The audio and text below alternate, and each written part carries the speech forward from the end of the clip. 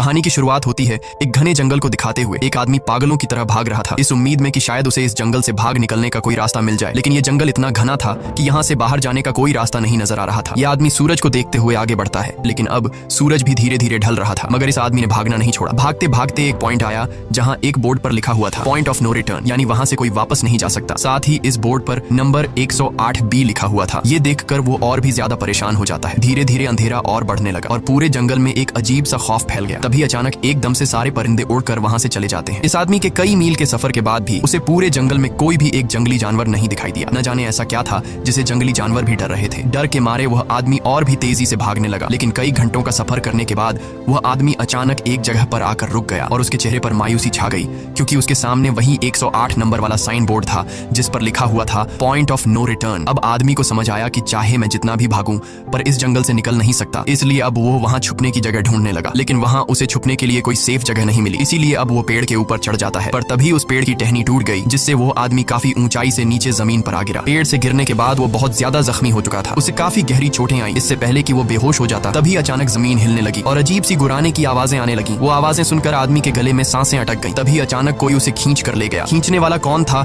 ये नहीं दिखाया गया, लेकिन हमें उस आदमी की दर्द भरी चीखें सुनाई दी गई। इस इंसिडेंट के 6 दिन बाद हमें शहर में मीना नाम की एक लड़की को दिखाया जाता है जो एक बर्ड शॉप में काम करती है। तभी उसका बॉस आता है और मीना को एक गोल्डन पैरट को शहर से दूर एक जू में डिलीवर करने का ऑर्डर देता है। मीना बॉस की बात को मानते हुए अब उस पैरट को डिलीवर करने जाती है। मीना गाड़ी में बैठकर अपने मोबाइल में उस जू का लोकेशन सेट कर लेती है और अपने सफर पर निकल पड़ती है। शहर से बाहर निकलने के बाद वो एक बोर्ड पर बहुत सारे लोगों के मिसिंग फोटोज देखती है, यानी वहाँ पर कई सारे लोग गायब हो चुके थे। लेकिन मीना उन पर ज्यादा ध्यान नहीं देती और आगे बढ़ने लगती है। आगे बढ़ते दौरान मीना शॉर्टकट लेते हुए जंगल के रास्ते से गुजरती है ताकि वो जल्दी से इस पैरट को जू तक डिलीवर कर दें, और वो पहुंच गई जंगल के बीचों बीच। ये वही जगह है जहां हम पहले एक आदमी को गायब होते देख चुके हैं। वहां आकर मीना बुरी तरह से फंस चुकी थी। वो अपने मोबाइल पर मैप देखती है, लेकिन वहां मोबाइल के सिग्नल नहीं आ रहे थे और उसके कार का रेडियो भी काम नहीं कर रहा था। मीना अब वहां से वापस निकलने लगी, लेकिन अब उसे वहां से बाहर निकलने का रास्ता समझ नहीं आ रहा था। थोड़ी देर बाद मीना की गाड़ी भी खराब हो गई। मीना गाड़ी से बाहर निकलती है और उसे सामने लगा हुआ वही पॉइंट ऑफ नो रिटर्न वाला बोर्ड दिखाई देता है। मीना को कुछ समझ नहीं आता, इसीलिए वो पैरट के पिंजरे को हाथ में लेकर